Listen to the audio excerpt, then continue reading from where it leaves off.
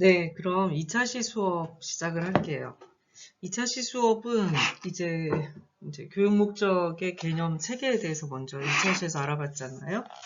그리고 그 목적들이 어떤 과정을 거쳐서 도출이 되어야 하는지, 그리고 교육 목적의 도출의 자원이 무엇이고, 교육 목적을 설정할 때 어떤 원칙을 유의해야 하는지 정도 살펴봤습니다.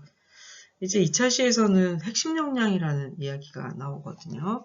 여기 좀 핵심 역량, 이 역량에 대해서 여러분들이 얼마나 좀 들어보셨는지 모르겠어요.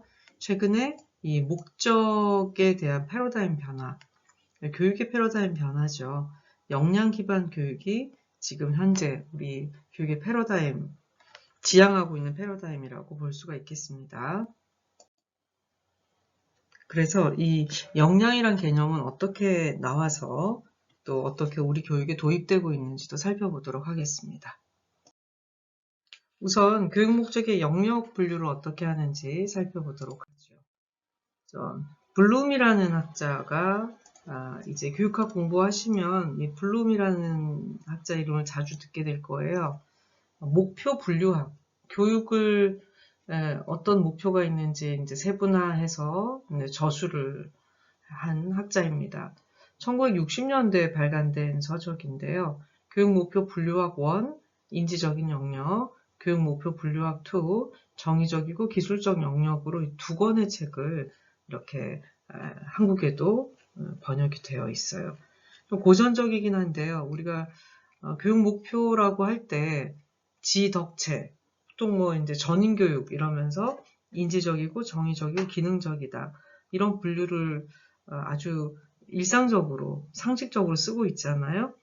네, 이제 블룸이 이제 그런 맥락에서 인지적인 영역, 정의적인 영역, 기술적인 영역들이 그 안에 어떻게 위계들이 세분화해서 분류할 수 있는가를 연구를 해서 저술을 한 거예요. 그게 고전이라고 할 수 있어요. 특히나 인지적 영역에 지금 보시는 지식, 이해, 적용, 분석, 종합, 평가. 이 목표 분류는 이 인지적인 측면, 즉 커그니티브, 인지적인 측면의 목표들을 하이어아키, 위계로 분류한 그런 분류 체계표예요. 학자에 따라서 조금 상이하기도 한데 가장 많이 채택되고 인용되고 쓰여지는 것이 지식이해 적용, 분석, 종합, 평가의 인지적 영역, 블룸의 분류라고 이해를 하시면 되겠습니다. 이것들이 이제 얼마나 그 지식과 이해가 얼마나 선명하게 구분되는가, 이런 부분에서는 또 좀 논란이 많습니다. 그럼 지식하고 이해는 어떻게 다른가? 지식은 이제 낱낱의 정보를 기억하고 있는 게 지식이고, 이해라고 한다면 낱낱의 정보를 넘어서서 정보와 정보들 간의 관계를 파악하고 있는가, 이게 이해이고, 적용이라고 한다면 그냥 정보 혹은 정보들 간의 관계를 이해하는 것에 넘어서서 그 정보를 다른 상황에 적용할 수 있는가, 이것이란 말이죠. 그래서 이제 분석, 종합, 평가, 이제 이렇게 지금 여기 기술되어 있는 내용대로 점점 어려운 목표가 되는 것이죠. 그러면 이제 이게 무슨 의미가 있냐 이러면 여러분들이 이제 교육과정을 개발하면서 작게는 수업 계획, 또 중간 단위로는 단원 계획이라는 걸 계획할 거예요. 그럴 때 그 교육 목표를 진술할 거잖아요.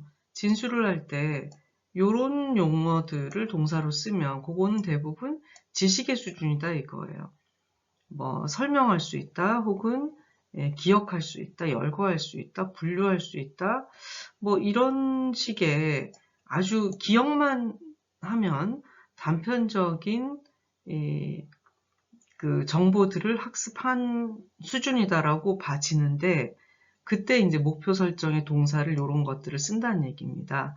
근데 이제 교육의 목표가 지식에서 끝나면 안 되겠죠. 그래서 또 이해에서도 끝나서는 그거를 제대로 활용할 수가 없잖아요. 적어도 적용하고 분석하고 종합하고 평가하는 이런 수준에까지 교육이 심층적으로 진행이 돼야 되지 않겠습니까? 그죠? 그래서 우리가 진술하는 목표들이 지나치게 지식과 이해 수준의 아주 얕은 수준의 인지적인 목표들로 이루어진 교육이 되지 않기 위해서는 적용과 분석과 종합의 평가가 어떤 동사들을 쓰는지를 이렇게 보시면 작성하다, 적용하다, 분석하다, 추리하다, 혹은 뭐 비평하다, 판단하다, 계획 수립을 할 수 있는 것과 계획 수립을 위해서 필요한 기초적인 지식을 알고 있는 것은 상당히 교육의 수준이 다른 것이죠.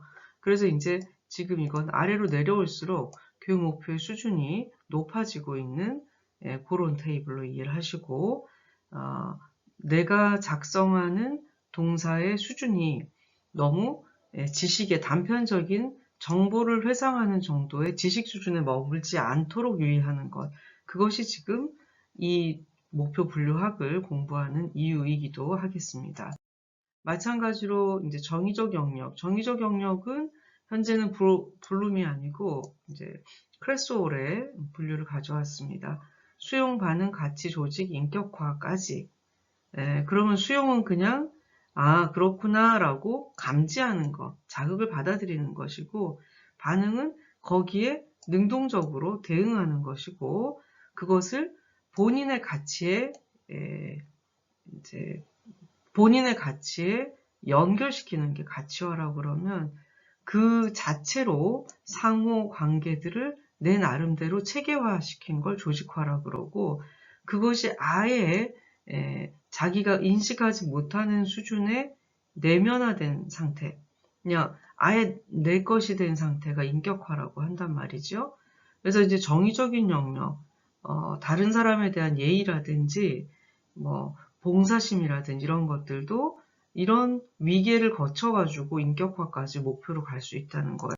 마찬가지로 동사를 활용하는 걸 보면 주의 깊게 듣다, 주목하다, 주의를 기울이다, 아주 단순한 그냥 수용의 수준의 태도를 보이는 걸 목표로 하고 있죠. 그게 이제 반응 수준이 되면 규칙을 지키다, 완성하다, 참여하다, 흥미를 보이다, 가치, 의지를 나타내다, 신념을 나타내다, 조직, 계획을 수립하고 책임을 지고, 인격화가 되면 이제 그런 행동들을 자연스럽게 발휘하고 유지할 수 있는 이런 수준이 되는 것이에요. 자, 그럼 신체적 영역, 암스트롱과 세베지의 위계인데요. 지각하고 개별적으로 할 수 있고 연결해서 할 수 있는 것 통합, 그냥 보조 도움이나 감독 없이 혼자서 할 수 있는 거 연습. 그래서 이게 이제 뭐 자전거 타기라는 기술을 배운다라고 하면 각각에 대한 정보를 받는 것, 이게 지각이고요. 그거를 이제 뭐 안장에 앉는 것, 그 다음에 쓰러지지 않고 균형을 유지해서 머물러 있는 것, 페달에 발을 올리는 것, 이게 개별 구성 요소인 거예요. 그래서 페달을 눌러서 굴러가는 것, 이것이 한 번에 통합되고 나중에 혼자서 뭐 이렇게 자전거를 운행하는 것, 이렇게까지 이제 심화되어 간다라는 것이죠. 동사도 마찬가지입니다. 손의 위치, 그리고 이제 측정하는 방법 자체에 대한 이해, 이런 게 이제 지각의 수준이고요. 그 다음에 개별적으로 어떤 각각의 활동들을 구분해서, 분류해서 할 수 있는가, 연결해서 할 수 있으면 통합, 그걸 이제 독자적으로 수행하면 자유연습의 심화된 수준의 기능학습이 완료된 목표라고 볼 수 있겠습니다.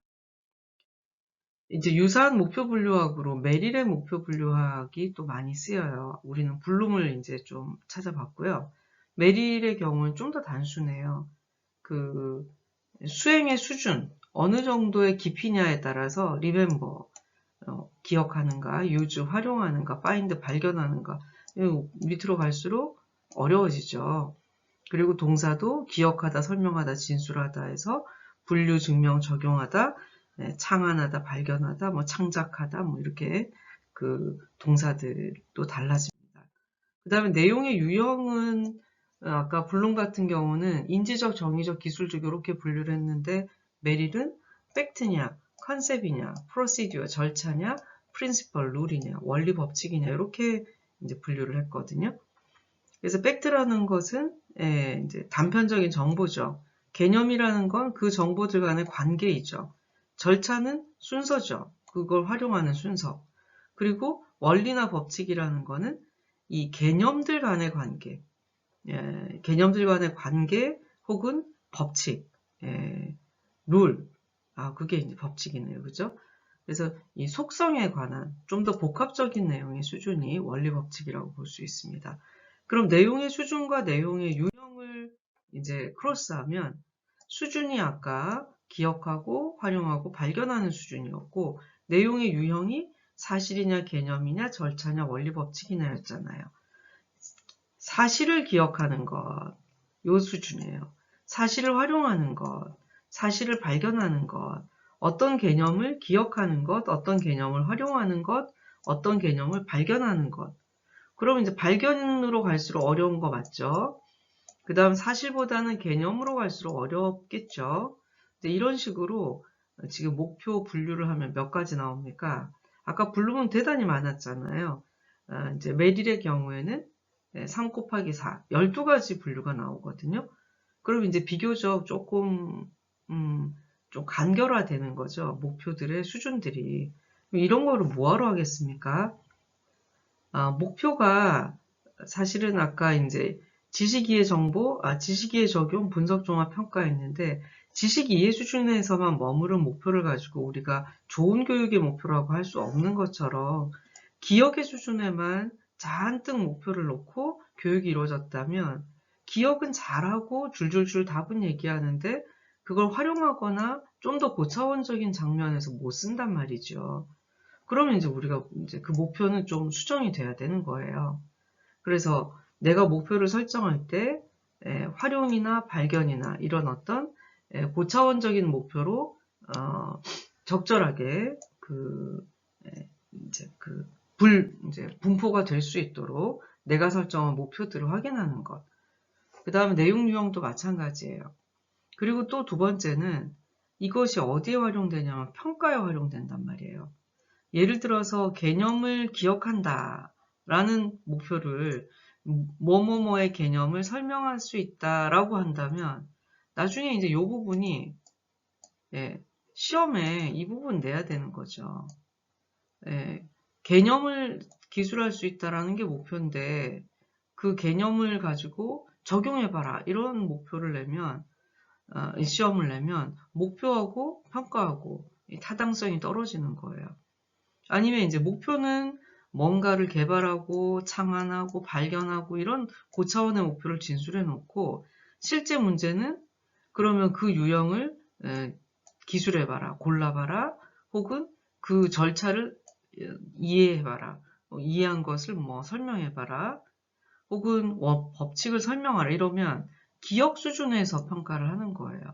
평가가 타당성이 떨어지는 거죠. 목표한 것과 실제로 그 목표 달성을 측정하는 것에 괴리가 생기는 겁니다. 그래서 목표 분류학을 우리가 공부를 하는 이유는 아주 중요한 이유는 평가의 타당성을 높이기 위해서 목표가 무엇인지 어떤 수준인지 정확해야 그것을 제대로 측정할 수 있기 때문에 그렇습니다. 여러분 타일러 공부할 때 제일 첫 번째 단계가 목표 설정이었잖아요. 제일 마지막 단계가 뭐였습니까? 평가 계획이었거든요. 평가란 무엇인가? 목표 달성을 측정하는 거예요. 목표 달성 여부를 판단하는 것이고요.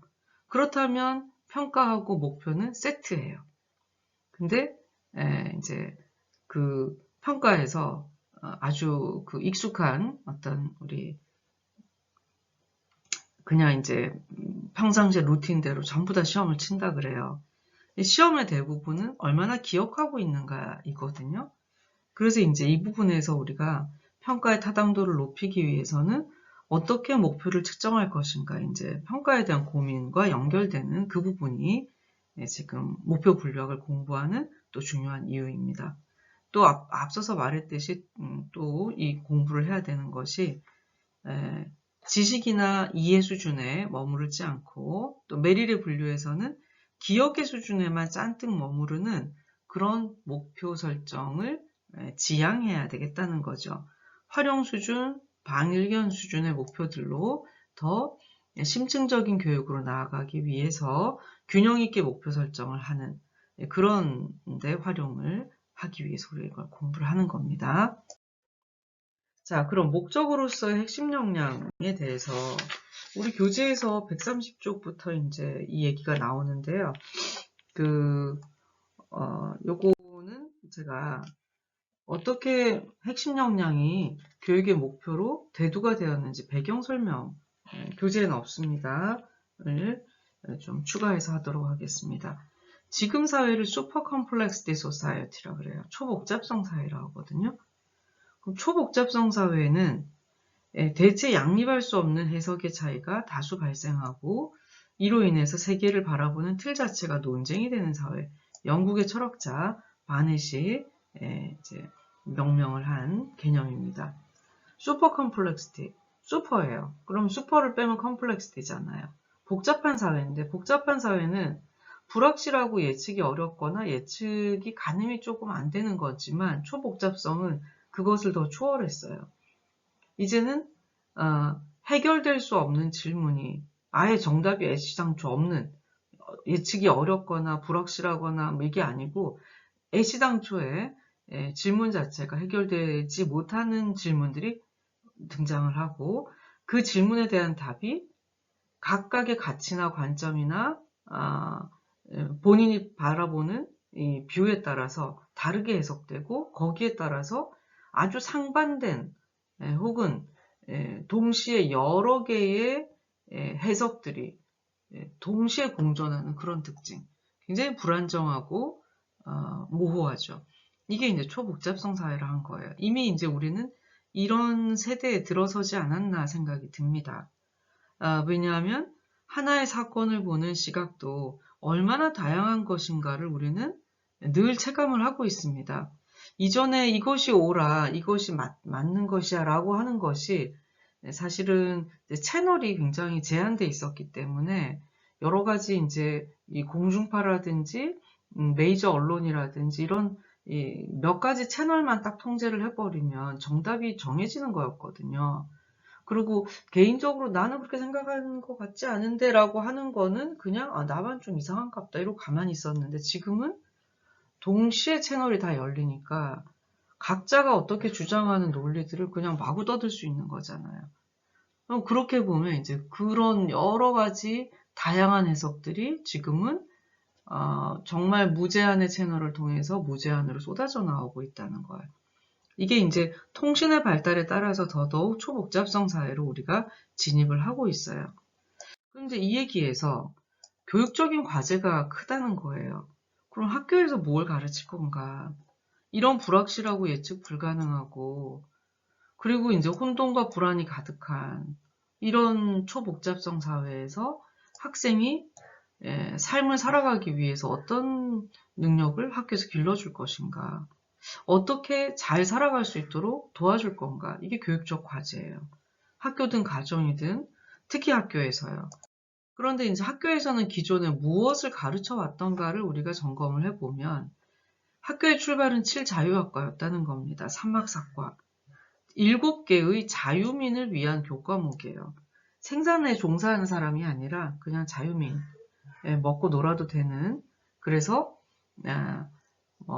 문법 그리고 수사, 이제 언변이죠. 논리는 이제 변증법, 뭐 각과 같은 그런 대수학, 기하, 천문학, 음악 이거 먹고 사는데 별 상관없다는 거예요. 이게 이제 지금도 우리는 여전히 인문과학, 사회과학, 자연과학, 뭐 대학은 더더욱 하고요. 이렇게 뿌리 내려져 있다라는 것이고 이것이 이제 허스트 같은 교육학자들에 의해서 지지 기반을 굳건히 해왔습니다. 이걸 왜 배워야 하는가? 지식의 형식이 어떻게 이 학문 분야별로 공고히 되는가? 이걸 이제 논리를 만들어 왔던 거예요. 그래서 지금 우리 학교에서 가르치는 것의 근간은 학문이라고 볼 수 있어요. 그리고 이 학문이라는 것이 상급 학교로 올라갈수록 더 세분화돼 있고 이제 그 학문의 분류들이 세목화된 더 이제 첨예한 학문들로 이제 분류되고 있다라는 겁니다. 그럼 이제 이것을 가지고 초복잡성 사회에 살아가야 할 수 있는가? 여기에서 이제 우리가 의문인 거죠. 초복잡성 사회에서는 분명히 기존과 다른 새로운 암이 필요한데 기존의 암들은 대부분이 이런 모두 원의 지식이었다는 거예요. 확고 불변한 암. 그래서 이제 충분히 검증되어서 가능한 참인 것이 교과서에 실렸죠.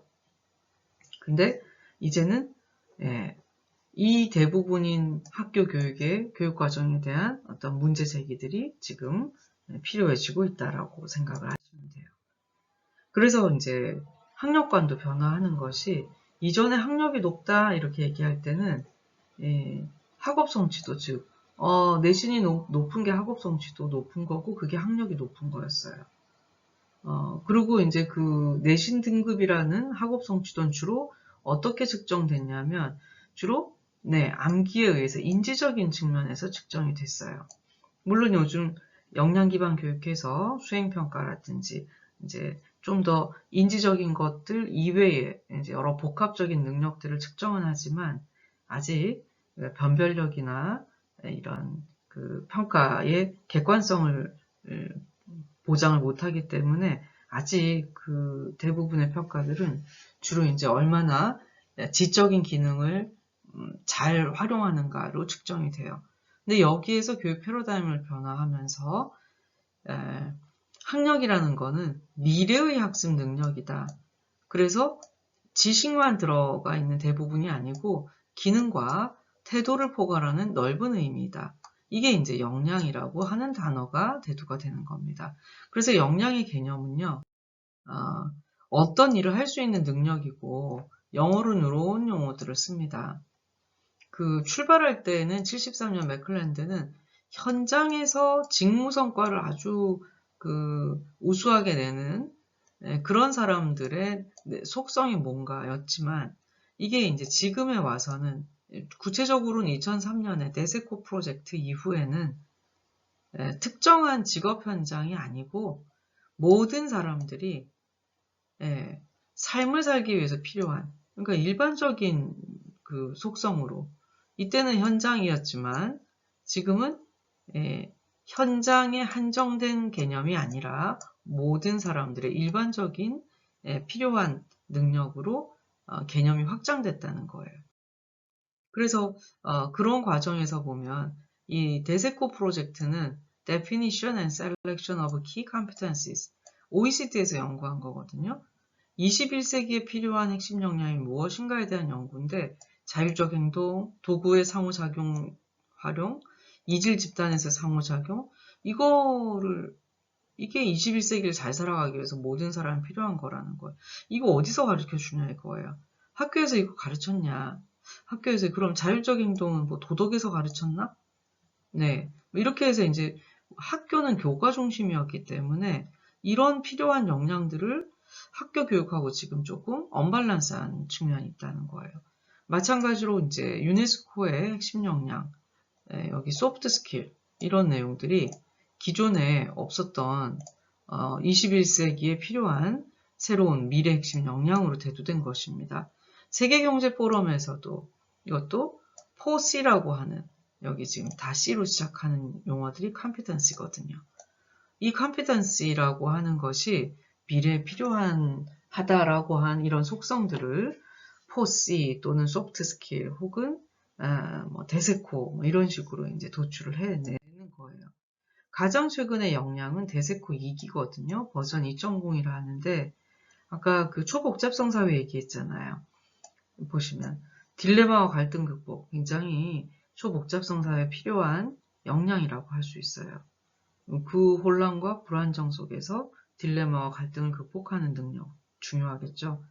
그래서 나의 새로운 가치를 창출하는 능력, 그에 대한 책임을 갖는 능력 이게 이제 필요한 건데 학교에서는 이것을 도대체 어떤 식으로 교과와 연결해서 가르쳐야 되는가 그게 지금 우리 국가뿐만 아니고 전 세계적으로 교육의 큰 과제입니다. 그래서 그걸 역량 기반 교육이라고 해요.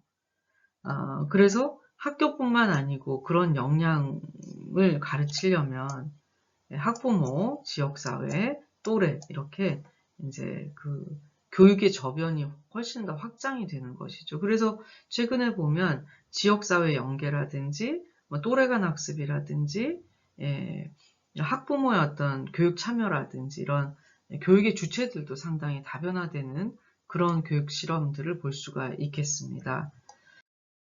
교육의 패러다임 전환의 배경에 이제 역량의 개념이 대두되고 그것이 보편적이고 광의적인 개념으로 역량의 개념 자체가 확대되고 변화해 왔던 그 배경에 대해서 살펴보았습니다. 네. 그 역량을 좀 더 이해를 하려면 역량은 또 코어 컴피턴스 이거는 이제 핵심 역량, 코어 역량 혹은 뭐 보편 역량, 기초 역량 뭐 이름 어떻게 다양하게 불립니다. 그 다음에 이제 직무 역량으로 불리는 게 job family.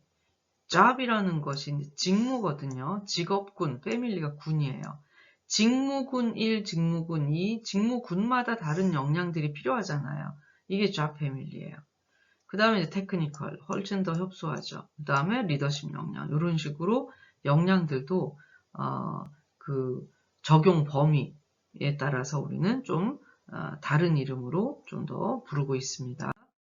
그리고 각국들이 역량을 목표로 하는 학교 교육의 혁신을 이제 시도를 하고 있는데요. 뉴질랜드 2007년, 호주에 2008년 국가교육과정을 이 뉴질랜드 같은 경우에는 데세코 핵심 역량을 중심으로 그리고 호주 같은 나라도 지금 데세코를 중심으로 여기는 카퍼빌리티 용어를 쓰고요. 핀란드도 OECD 핵심 역량 중심으로 2016년에 국가교육과정을 이제 개편을 하고요. 캐나다 2005년에 Competence Based Approach를 역시 역량 기반 교육으로 교육 개혁을 합니다.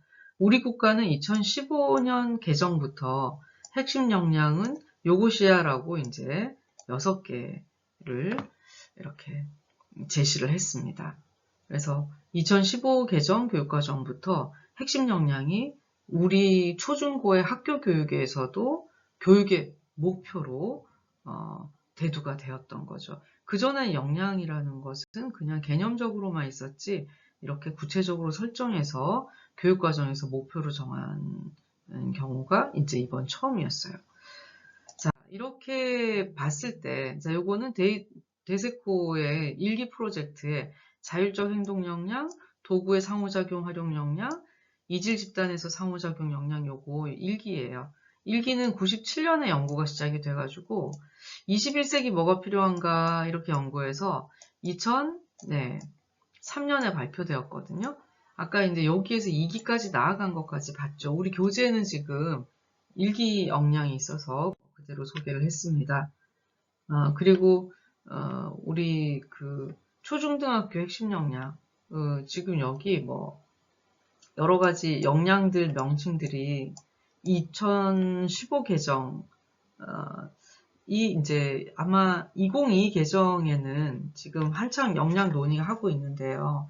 2015 개정하고 또 다른 상이한 역량 2015일 때하고 2021일 때하고 또 이제 역량 기반 교육을 해보니 이런 요소들이 더 반영이 돼야 된다. 그래서 역량의 이름이 좀 더 수정돼야 된다. 이런 논의들이 한창 교육과정 포럼을 통해서 진행이 되고 있습니다.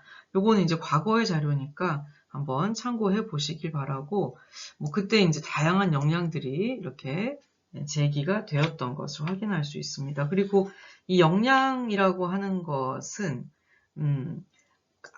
어떤 요소들을 포함할 것인가에 따라 가지고 의사소통 능력에 외국어를 넣을 수도 있잖아요. 근데 없잖아요. 지금 말하기, 듣기, 쓰기, 읽기잖아요. 그럼 예를 들어서 외국말 하는 거 그런 건 어디에 있는가? 그런 능력 필요하지 않나? 어디 볼까요? 네. 국제사회 문화 이해 역량에다가 외국어 소양을 넣어놨네요. 이런 식이에요.